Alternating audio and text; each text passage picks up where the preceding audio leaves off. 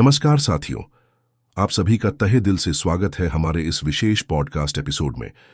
मैं हूं आपका नाम और आज हम एक ऐसे विषय पर बात करने जा रहे हैं जो हमारे समाज, संस्कृति और आने वाली पीढ़ियों के भविष्य से जुड़ा है। विषय है, आखिर क्यों गुरुकुल में बच्चों को पढ़ना चाहिए। शायद आज जब हम शिक्षा की बात करते हैं तो हमारे मन में आधुनिक स्कूल, बड़े बड़े क्लासरूम्स, यूनिफॉर्म, कंप्यूटर लैब और अंग्रेजी माध्यम की चमक धमक सामने आती है। लेकिन क्या आपने कभी सोचा है कि हमारे पूर्वजों ने कैसे ज्ञान अर्जित किया? कैसे उन्होंने आर्षियों, मुनियों से लेकर योद्धाओं और विद्वानों तक की श्रृंखला तैयार की? जवाब है, गुरुकुल प्रणाली के माध्यम से। गुरुकुल ये सिर्फ एक शिक्षा पद्धति नहीं थी, बल्कि जीवन जीने की कला सिखाने का एक माध्यम था। वहां न सिर्फ किताबों का ज्ञान दिया जाता था, बल्कि व्यक्तित्व निर्माण, चरित्र निर्माण और प्रकृति के साथ तालमेल बैठाने की शिक्षा दी जाती थी। गुरुकुल की विशेषता यह थी कि बच्चा एक विद्यार्थी नहीं, बल्कि एक साधक होता था। वो शिक्षा को केवल परीक्षा पास करने का साधन नहीं, बल्कि आत्मविकास का माध्यम मानता था। गुरुकुल में बच्चे पेड़ों की छांव में, मिट्टी की महक के साथ जीवन के वास्तविक अनुभवों को सीखते थे। वे केवल किताबी ज्ञान तक सीमित नहीं रहते थे, बल्कि उन्हें जीवन के प्रत्येक क्षेत्र जैसे अनुशासन, आचरण, योग, आयुर्वेद, युद्ध कला, संगीत, दर्शन, ज्योतिष और कृषि का व्यावहारिक ज्ञान प्राप्त होता था। और सबसे खास बात, गुरु और शिष्य के बीच का वह आत्मिक रिश्ता, जहां गुरु शिष्य को सिर्फ एक विद्यार्थी नहीं, बल्कि अपने पुत्र के समान समझकर ज्ञान देता था, और शिष्य भी गुरु को भगवान के समकक्ष मानकर पूरी श्रद्धा से उनकी सेवा करता था। आज के समय में जहां शिक्षा केवल एक व्यापार बन चुकी है, वहां गुरुकुल की यह परंपरा हमें फिर से सोचने पर मजबूर करती है।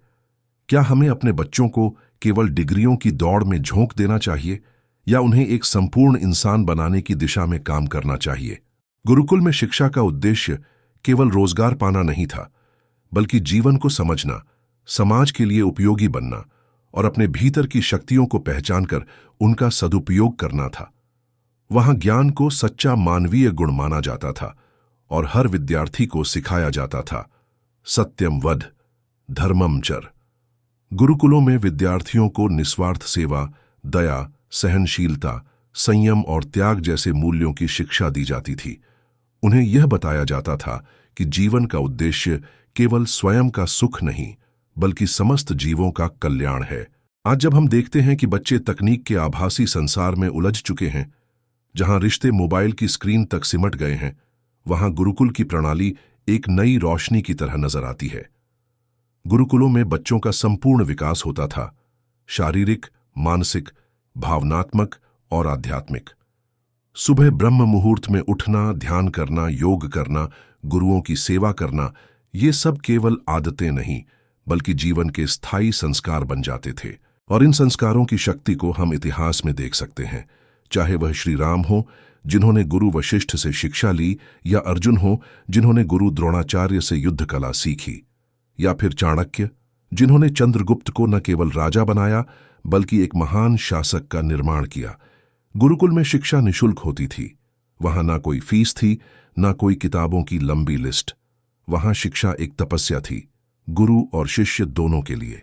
आज के समय में जहां माता पिता बच्चों को महंगे स्कूलों में डालकर संतुष्ट हो जाते हैं कि हमने अच्छी शिक्षा दिला दी, वहां यह समझना जरूरी है कि शिक्षा केवल महंगे इंफ्रास्ट्रक्चर से नहीं आती, बल्कि उस माहौल से आती है जो बच्चों के मन मस्तिष्क को सकारात्मक रूप से गढ़ सके।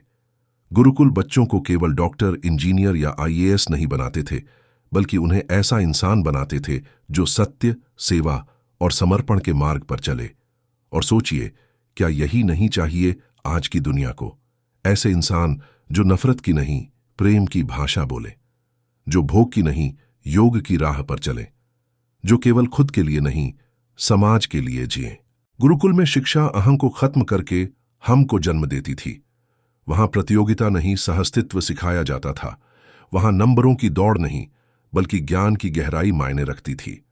अब सवाल उठता है, क्या आज के युग में गुरुकुल संभव है?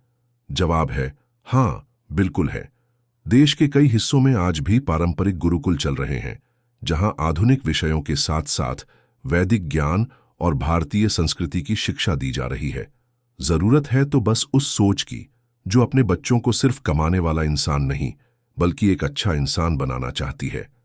हमें समझना होगा कि शिक्षा केवल स्कूल की दीवारों तक सीमित नहीं है। असली शिक्षा वह है जो जीवन को सुंदर, सार्थक और संतुलित बनाए। गुरुकुल पद्धति का पुनरुद्धार केवल भारत के लिए ही नहीं बल्कि पूरी दुनिया के लिए लाभकारी हो सकता है। एक ऐसी शिक्षा जो व्यक्ति को अंदर से सशक्त बनाए, जो उसे प्रकृति, समाज और आत्मा से जोड़ सके, वही शिक्षा टिकाऊ है और वही गुरुकुल प्रदान करता है। तो आइए इस परंपरा को पुनर्जीवित करें। अपने बच्चों को ऐसी शिक्षा दें जो उन्हें केवल नौकरी के योग्य नहीं, जीवन के योग्य बनाए, जो उनके अंदर जिम्मेदारी, कर्तव्य, नैतिकता और करुणा के बीज बो सके। गुरुकुल का मार्ग कठिन जरूर हो सकता है, लेकिन वह एक ऐसा मार्ग है जो जीवन को सार्थक बना देता है। तो साथियों, आज के इस पॉडकास्ट में बस इतना ही। आशा करता हूं कि आपने इस चर्चा को मन लगाकर सुना और इससे कुछ प्रेरणा भी मिली होगी। अगर आपको यह विषय अच्छा लगा हो तो इसे जरूर साझा करें ताकि और भी लोग गुरुकुल की गरिमा को समझ सकें। अगली बार फिर मिलेंगे एक नए विषय के साथ। तब तक के लिए नमस्कार, धन्यवाद और जीवन में ज्ञान का प्रकाश बना रहे।